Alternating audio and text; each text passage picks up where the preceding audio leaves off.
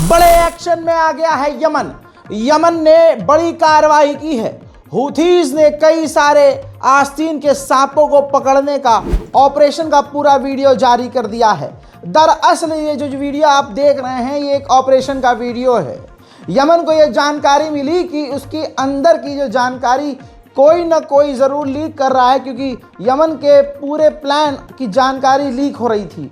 हथियारों के अड्डे और सेंसिटिव डेटा लीक हो रहा था और दुनिया जानती है कि इजराइल जासूसी में सबसे आगे है। ऐसे में संदिग्ध का इन्होंने पूरी मिलिट्री ने, यमन की फ़ौज ने पीछा किया और उसके बाद संदिग्ध को ऑन द स्पॉट गिरफ्तार कर लिया। रोड में आप देख सकते हैं, रोड पर गाड़ी चल रही है और गाड़ी से उसे उतारा गया। जो व्यक्ति गिरफ्तार किया गया है वो मिलिट्री का ही, यानी यमन की फ़ौज का ही मेंबर बताया जा रहा है, सोल्जर बताया जा रहा है, फौजी बताया जा रहा है। जाहिर सी बात है ये एक बड़ी कामयाबी है और नहले पे दहला ये है कि इजराइल का नहीं, जासूस मिला है बरतानिया का। वो बरतानिया के लिए जासूसी कर रहा था। देख रहे हैं आप, ब्रिटेन को हम भूल जाते हैं, नहीं, खेल तो ब्रिटेन भी खेल रहा है। और सिर्फ ब्रिटेन नहीं, अब दूसरा नाम आप जब सुनेंगे हैरान हो जाएंगे। दूसरा जो जासूस पकड़ा गया वो सऊदी अरब के लिए जासूसी कर रहा था, या यूं कहूं कि जो जासूस पकड़े गए वो दो देशों के लिए जासूसी कर रहे थे, एक बरतानिया यानी यूके और एक सऊदी अरब। यमन ने खुद इसकी जानकारी दी है। सबूत आपकी स्क्रीन पर मैंने चला दिया है। ये वही वीडियो है जिसे यमन ने सबूत के तौर पर जारी किया है। देखिए, अमेरिका, बरतानिया, इजराइल मिलकर लगातार हमला यमन पर कर रहे हैं और हूथीस पर कर रहे हैं। हूथीस को मिटा देने की धमकी सबसे खतरनाक नेतन्याहू ने सामने से आगे दी है। ऐसे में हूथीस को जहां डर कर पीछे हो जाना चाहिए, यमन के हूथीस ने एक नया बयान दे दिया और कह दिया कि ए इजराइल के लोगों, जो एरिया इनका आगे की तरफ टच होता है बॉर्डर की तरफ, उनसे कह दिया मुखातिब होकर कि अगर तुम चैन से सोना चाहते हो तो अपने अपने मुल्क चले जाओ, जहाँ जहाँ से तुम आए हो, और इजराइल से निकल जाओ। ये सोचना छोड़ दो कि हम यानी यमन गाज़ा को भूल जाएगा या फ़िलिस्तीन को किनारे कर देगा। ऐसा हो नहीं सकता। उधर हमास भी एक्शन में आ गया है। 2 इजराइल के मरकावा टैंक को मार दिया है, डिस्ट्रॉय कर दिया है। हिंद रजब फाउंडेशन बेहतरीन काम कर रहा है। मेरे दोस्तों, हिंद रजब फाउंडेशन ने एक और कंप्लेंट की है कि थाईलैंड के अंदर, थाईलैंड की गवर्नमेंट से कंप्लेंट की है कि थाईलैंड के अंदर एक इजरायली सैनिक गाज़ा के अंदर नरसंहार करके पहुंचा है। उसकी तमाम डिटेल्स इस संगठन ने, हिंद रजब ने, थाईलैंड की गवर्नमेंट के साथ शेयर की है। चिली के अंदर 620 ऐसे एडवोकेट लोगों का ग्रुप है जो सरकारी एडवोकेट हैं। उन्होंने अपनी गवर्नमेंट से मांग की है कि इजराइल का जो एक सैनिक हमारे मुल्क चिली के अंदर है उसको तुरंत गिरफ्तार किया जाए और उस पर कार्रवाई की जाए। उधर आपको पता है कि फ़िलिस्तीन का हाल भी ऐसा ही है। वेस्ट बैंक हो, नेबुलस है या दूसरे इलाके, वहाँ जो सेटलर्स हैं वो फ़िलिस्तीनियों के घरों पर हमला कर रहे हैं। कभी उनकी गाड़ियों में आग लगा देते हैं, कभी उनके घर में आग लगा देते हैं, कभी इजराइल की मिलिट्री के साथ मिलकर मॉब लिंचिंग करके किसी भी फ़िलिस्तीनियों को कत्ल कर देते हैं, उनके सामानों को चुराते हैं। हत्ता कि मैं सबूत भी दिखा चुका हूं आपको कि वो उनकी भेड़ बकरियों को भी चुरा कर ले जाते हैं। ऐसे में तंग आकर इजराइल के 3 से 4 लोगों के ऊपर जानलेवा हमला फ़िलिस्तीनियों ने किया, जिसमें 3 इजरायलियों की जो सेटलर्स थे उनकी मौत हो गई और उसके बाद इजराइल की फ़ौज ने हमलावरों को भी तुरंत गोली मारकर कत्ल कर दिया। उधर जैसे मैंने आपसे कहा कि अब हमास भी एक्टिव हो गया है। हमास ने 3 रॉकेट दागी, जिसमें से एक रॉकेट खाली इलाके में गिरा, एक सदरौत के यहूदी घर के अंदर गिरा और एक जो है सड़क पर गिरा है। ये तस्वीर है, ध्यान से देखिए, साफ नज़र आ रहा है कि डैमेज हुआ है, नुकसान हुआ है। और सबसे बड़ी बात यह है कि हमास के पास ख़तरनाक मिसाइलें नहीं हैं और उन ख़तरनाक मिसाइलें जो यमन दाग रहा है उसको तो बड़ी मुश्किल से इजराइल रोक रहा है और उसके लिए एरो 3 इस्तेमाल कर रहा है।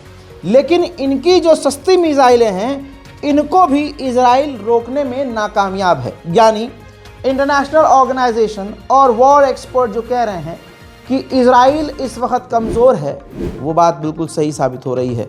इजराइल का डिफेंस कमज़ोर है, यह बात उड़ाई जा रही है ईरान के लिए कि ईरान कमज़ोर है, लेकिन असल में इस वक्त इजराइल कमज़ोर नज़र आ रहा है। इजराइल अपनी हमलों की शिद्दत को बढ़ा रहा है, 2-2 हज़ार पाउंड के बम तो वो मार ही रहा है, लेकिन आप ये समझ लीजिए कि गाज़ा स्ट्रिप पर कुछ वक्त पहले इजराइल ने हमला करके एक ही दिन के अंदर 50 फिलिस्तीनियों को शहीद कर दिया। वहीं मेरे दोस्तों, इजराइल बड़े ही प्लानिंग से फिलिस्तीनी डॉक्टरों को भी गाज़ा में कत्ल कर रहा है। एक नौजवान लड़की जो डॉक्टर थी और वो गाज़ा में काम कर रही थी, लोगों की मदद कर रही थी, उसे भी इजराइल ने बमबारी करके कत्ल कर दिया है। उधर इजराइल के बमबारी में इसी के साथ 45,854 लोगों की शहादत हो चुकी है और 1,09,100 से ऊपर लोग बुरी तरह से घायल हैं। वहीं मेरे दोस्तों, एक और तस्वीर देखिए, खान यूनिस पर भी इजराइल, यानी पूरे गाज़ा पर हर जगह इजराइल बमबारी कर रहा है। हम देखिए, हम देख रहे हैं जो हम गाज़ा और फ़िलिस्तीन की अपडेट दे रहे हैं, अब लोग उसको देख नहीं रहे हैं। वीडियो जो हम यूट्यूब का एल्गोरिथम मैं देख रहा हूँ, कई दिनों से चेक कर रहा हूँ, जो एनालिटिक्स में चेक कर रहा हूँ, उसमें मैं देख रहा हूँ कि हमारी जो रिपोर्ट्स जो पहले ज़्यादातर लोग देखा करते थे, अब वो लोग 1 मिनट या 2 मिनट का वीडियो देख रहे हैं, या फिर ज़्यादातर लोग देख नहीं रहे हैं। कितने मेरे लिए कोई बात नहीं, मैं दूसरी वीडियो करता रहूँगा, कोई बात नहीं है, लेकिन लोग थक चुके हैं, अब लोगों का इंटरेस्ट ख़त्म हो चुका है। और ये बात जबकि इंटरेस्ट की नहीं है, बात आपकी मोहब्बत की है कि आपको फ़िलिस्तीन और गज़ा से मोहब्बत होगी तो रोज़ का रोज़ अपडेट आप देखेंगे। अभी हमारे बहुत सारे टीम मेंबर कह रहे थे कि भाई गाज़ा पर अब कम कर देते हैं या फ़िलिस्तीन पर रिपोर्ट कम कर देते हैं। मेरा दिल गवारा नहीं करता है, जो देखेंगे चाहे 10 लोग देखें, मैं उनके लिए शूट करूँगा, लेकिन आप डीमोटिवेट ना मुझे कीजिए ना हमारी टीम को कीजिए। लगातार वीडियो को शेयर कीजिए, ताकि, क्योंकि देखिए, जब हम ही इंटरेस्ट नहीं लेंगे, हम ही गाज़ा और फ़िलिस्तीन का अपडेट देखना बंद कर देंगे, तो इजराइल तो और खुलेगा, उसकी और हिम्मत बढ़ेगी। अब दुनिया ध्यान देना ही बंद कर देगी, तो हम में और अरब देशों में अगर हम भी देखना बंद कर दें, हम तो कुछ नहीं कर सकते, लेकिन देख तो सकते हैं। हम देखते हैं तो 4 लोगों में बताते हैं, 4 लोग फिर वो और लोगों में बात करते हैं, अपनी कौम को पता चलता है, फिर जो लोग लिखने वाले होते हैं सोशल मीडिया पर वो लिखते हैं। तो इसलिए मैं आपसे गुजारिश करूंगा कि मेहरबानी करके अपने ये इंटरेस्ट को इससे ख़त्म मत कीजिए।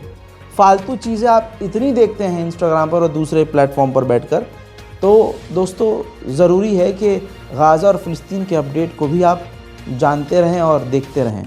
मैं ये नहीं कह रहा हूँ मेरी ही वीडियो देखिए, नहीं, जहाँ से भी आपको गाज़ा और फ़िलिस्तीन के जेन्युइन अपडेट मिल रहे हैं, प्लीज़ इंटरेस्ट को ज़िंदा रखिए। हज़रात, मेरे पीछे एक आपको तस्वीर नज़र आ रही है, एक बच्चा बुरी तरह से घायल हुआ बमबारी में, जिसके पैर को काटना पड़ा। लाल सर्कल में उसका कटा हुआ पैर भी दिखाया जा रहा है। इजराइल की फ़ौज से 10 हाथ आगे ये फ़िलिस्तीन अथॉरिटी की मिलिट्री निकल चुकी है। कभी ये ख्वाब में भी नहीं सोचा था कि ऐसा होगा। हज़रात, ये हमले देखिए, फ़िलिस्तीन अथॉरिटी जनीन और वेस्ट बैंक में ग्रेनेड से हमले कर रही है, गोलीबारी कर रही है, फ़िलिस्तीनियों पर ओपन फायर कर रही है, ऐसा हमला कर रही है कि इजराइल की सेना और इनमें कोई फ़र्क नज़र नहीं आ रहा है। हज़रात मोहतरम, उधर इतिहास की, इस्लाम के वक्त की, इस्लामी वक्त की जो फ़िलिस्तीन में मस्जिद इब्राहिमी थी, इजराइल ने उसको पूरी तरह से बंद कर दिया है। देख लीजिए सबूत।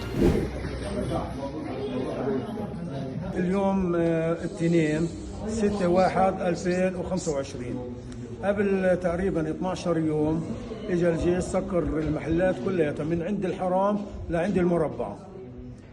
احنا استمرينا في تسكير الدكاكين تقريبا يومين. بعد يومين خلصوا العدد الدكاكين المغلقه. صار من عند الحرام لعند اول الانطره الاولانيه مغلقين المحلات بحجه انه في المحلات مواد تحريضيه. المواد التحريضيه الموجوده اللي هم بيدعوا عليها انه ميداليات عليها علم فلسطين او سناسيل عليهم علم فلسطين. هذه هي المواد التحريضيه الموجوده. بيغلقوا البوابه زي ما हजरात, फिलहाल की इस रिपोर्ट में इतना ही। इस रिपोर्ट को शेयर कीजिए, दुआओं में याद रखिए। जय हिंद।